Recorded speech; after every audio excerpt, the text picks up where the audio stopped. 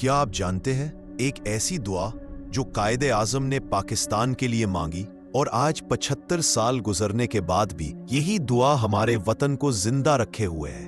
1947 का जमाना, आजादी के दिन करीब थे, मगर मुश्किलात समंदर की लहरों की तरह पाकिस्तान को निगलने को तैयार थीं। फसादात, गुर्बत, मुहाजिरीन की लंबी कतारें, हर तरफ मायूसी थी।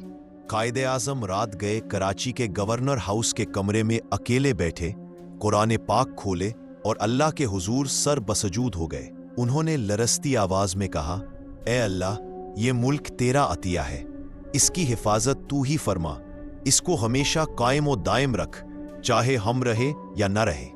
कहा जाता है इसी रात के बाद हालात ने पलटा खाया। वो मुल्क जो पैदा होते ही टूटने के दहाने पर था, आहिस्ता आहिस्ता अपने कदमों पर खड़ा होने लगा।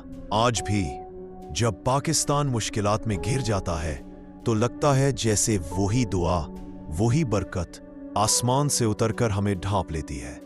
याद रखें, ये मुल्क सिर्फ सियासत या फौज की ताकत से नहीं, बल्कि दुआ की ताकत से जिंदा है।